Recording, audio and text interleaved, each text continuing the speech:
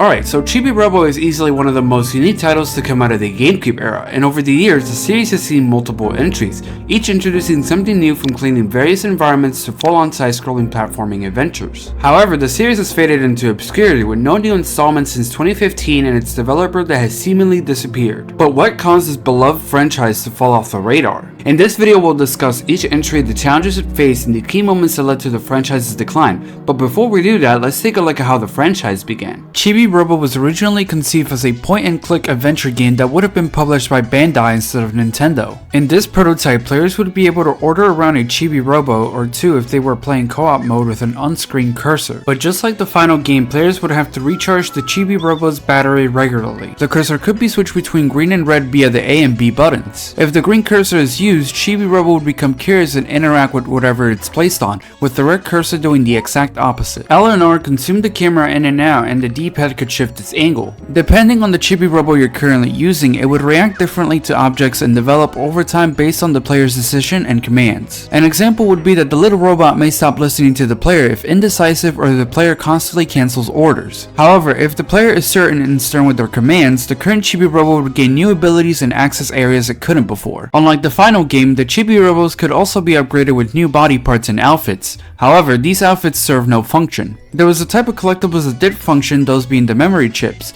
They could range from upgrading the Chibi-Robo's battery life, increasing its learning ability, enabling it to emit a variety of sounds, or even striking a pose or two. While the memory chips never appeared in the final game, some of their functionality was folded into other features. The game would later make an appearance at E3 2003, where a demo was playable, and this would be the last time the public got to see the demo, with Bandai announcing that the game had been put on indefinite hold. This was due to Nintendo producer Shigeru Miyamoto taking a liking to both the character and the project. Miyamoto's most significant advice was that Chibi-Robo should be able to plug in and plug out his own power cord at power outlets in the wall. If players allowed Chibi's battery to run dry, he would pass out and wake up at his base, setting back their progress significantly. But if they managed to find a power socket in time, then they could top off his battery and push on that bit further. Shortly after, Nintendo acquired the publishing rights, although Bandai would continue to be credited in future installments. Nintendo's Keisuke Tanabe would also step in as producer and recommended shifting the series away from its original point-and-click gameplay style. This would later lead to Skip reworking the game into what would become Chibi-Robo Plug-into Adventure, which launched for the Nintendo GameCube in 2005. The game centers around Chibi-Robo, a tiny helper robot on a mission to clean the house and spread joy to the Sanderson family. The gameplay revolves around exploring the Sandersons' home,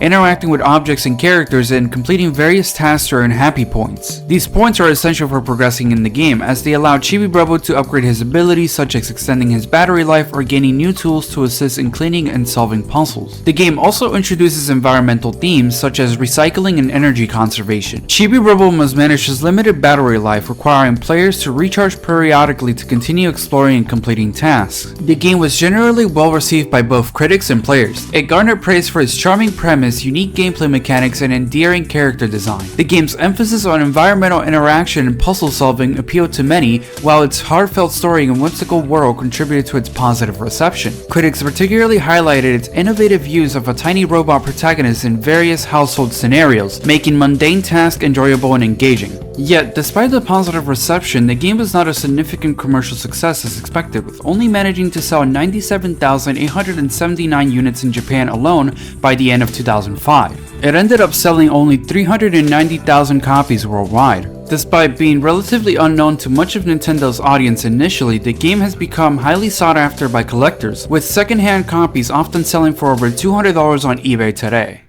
Following the positive reception of the first game, Nintendo released a sequel for the Nintendo DS titled Chibi-Robo Park Patrol. It was released in July 2007 in Japan. It was subsequently released in North America in October of the same year, exclusively at Walmart stores, which is probably why you never heard of this title before. In this game, players control Chibi-Robo once again, but this time the focus shifts to reviving a neglected park rather than cleaning a household. The gameplay revolves around planting flowers, maintaining gardens, and solving environmental puzzles to bring back life to the park. Players can earn happy points by completing tasks and interacting with characters to progress in the game. Like its predecessor, Chibi-Robo Park Patrol also emphasizes environmental themes and conservation efforts, encouraging players to manage resources wisely. One unique aspect of the game is the use of the DS touchscreen for gameplay mechanics, such as planting seeds and watering plants, which adds a tactile and an interactive element to the experience. Despite receiving some positive reviews, Chibi-Robo Park Patrol didn't achieve the same level of success as its predecessor. While some critics praised the game's charm and innovative use of the touchscreen, others criticized its repetitive gameplay. To promote the game, Nintendo of America opted for two distinct marketing strategies. The first involved promotion through the Chibi-Robo website,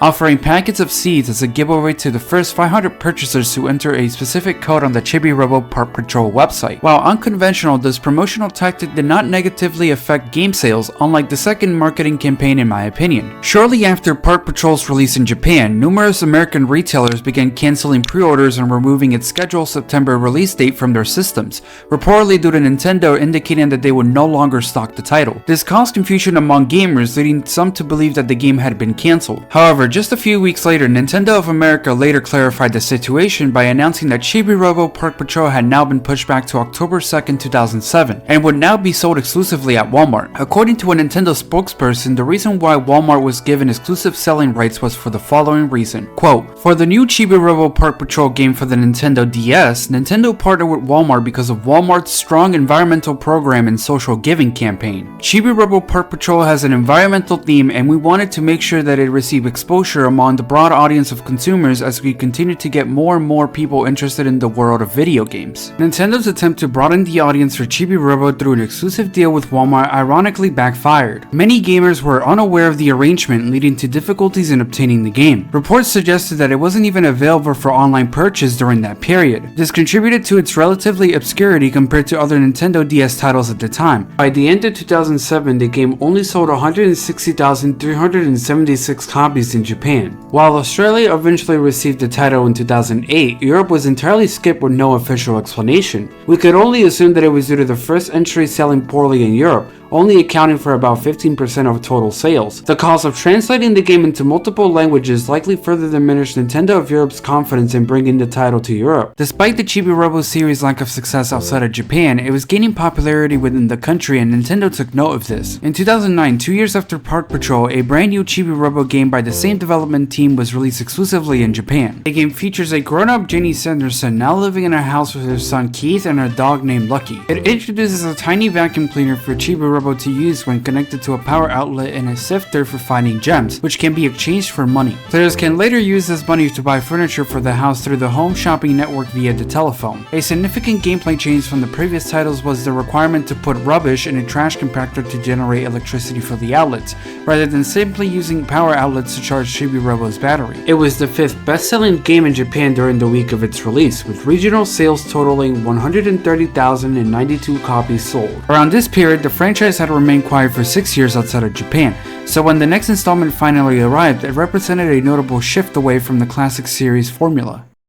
Chibi-Robo Photo Finder is a Nintendo 3DS game that was exclusively released on the Nintendo eShop. This entry takes a different approach from its predecessors, focusing on the Nintendo 3DS's AR mode and photography. In this game, players control Chibi-Robo, who works at a museum, and the goal of this game is to help the museum's curator, Mr. Curator, by finding and photographing various objects known as nostalgia to complete exhibits. Using the Nintendo 3DS's camera and AR capabilities, players must align real-world objects with silhouettes displayed on the screen to capture the required items.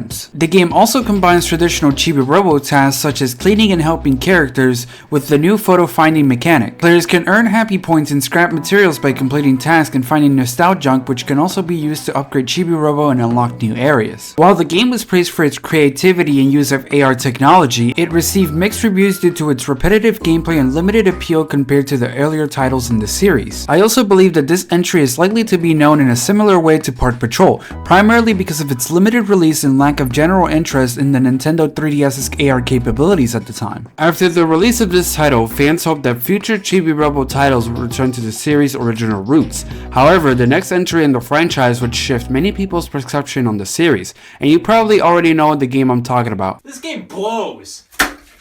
Chibi-Robo Zip Lash is very different from prior entries in the series, as it diverges from its conventional gameplay style to emphasize platforming and action-adventure mechanics. In this game, players control Chibi-Robo, who is equipped with a plug-like whip called a Chibi-Plug. The Chibi-Plug serves as both a weapon and a grappling hook, allowing Chibi-Robo to attack enemies, swing across gaps, and interact with various objects and platforms in the levels. Players can navigate through different worlds, each with their own themed stages and challenges, while collecting items and defeating enemies along the way. This This entry also introduces a level-based structure where players can replay stages to collect more items and achieve better scores. Throughout the game, Chibi-Robo can collect snacks called Chibi-Tots, which can provide various benefits such as extending health or increasing score multipliers. The reason why the game is so different from the previous installments in the Chibi-Robo franchise is because it incorporates elements from the adventure genre. This decision was made to broaden the franchise audience in the US and enhance the game's mechanics. The developer specifically selected the character Chibi-Robo to create a game that suited his characteristics and had commercial appeal. The inclusion of snack collectibles is also intended to add depth into Chibi-Robo's character and enhance player engagement. While eager to evolve the character for future installments, the developers were concerned that this could potentially be the series' final installment if the sales did not meet expectations. Skip developers were worried about the success of this game, as in an interview with Kensuke Tanabe, the producer of the Chibi-Robo series, said that if the game did not sell well, then it would be the last entry in the series. To be honest, this might be the last chance for us. I've continually thought about ways to build this into mainstream success. We have challenged ourselves in assorted ways along those lines, but I can't say we have found the answer yet. Unfortunately, their worst fears became true as the game turned out to be a commercial failure. Many critics took issue with several gameplay elements, particularly the destination wheel, which was widely seen as unnecessary and frustrating. One gaming blog criticized it as pointless and noted the game's forced replayability, calling the boss wheel mechanic especially irritating. Zip Lash would ultimately become Skip Limited's final game, as they have not developed a title since 2015. In August 2019, it was reported that Skip changed its name to Skip Incorporated a year prior, and speculation about the company's closure grew in August 2020. This was fueled by indicators such as the website being shut down and the removal of the website from the CEO's Twitter profile. There were also reports of new occupants at the company's premises. No new updates about Skip surfaced until 2024, when a former employee confirmed that the company had officially shut down. This will leave the future of Chibi-Robo uncertain, leaving fans hopeful for another entry someday, but despite this, Chibi-Robo has appeared in other games after the release of Zip Lash, such as the cameo as a Meat Fighter costume in Super Smash Bros. Ultimate. Although this marked the end of the Chibi-Robo franchise under Nintendo, the spirit of the series lived on. In January 2024, Tiny Wonder Studio was created and founded by key members of Skip Limited and other industry veterans. By July, they announced a new title named KoROBO, a spiritual successor to the Chibi-Robo series. KoROBO is an action-adventure game that follows the story of a pint-sized robot named KoROBO and his owner Tom, a young boy who receives KoROBO as a gift from his father on his 10th birthday. Players will step into the tiny mighty shoes of KoROBO, embarking on a thrilling and heartfelt journey as it starts in Tom's room and evolves into a world-changing adventure. During the recent Nintendo Switch 2 Direct, it was revealed that the first game in the series would be included in the Nintendo Classics GameCube lineup, so in a way Chibi-Robo still lives on. And that's where the franchise currently stands. Although Chibi-Robo is no longer active, it's exciting to see former Skip employees working on continuing the legacy it left behind. It is a rare sight for Nintendo franchises to be so dormant that former developers step in to create their own version with new concepts and characters. While we hope that Nintendo might one day revive Chibi-Robo, for now we have KoROBO to look forward to.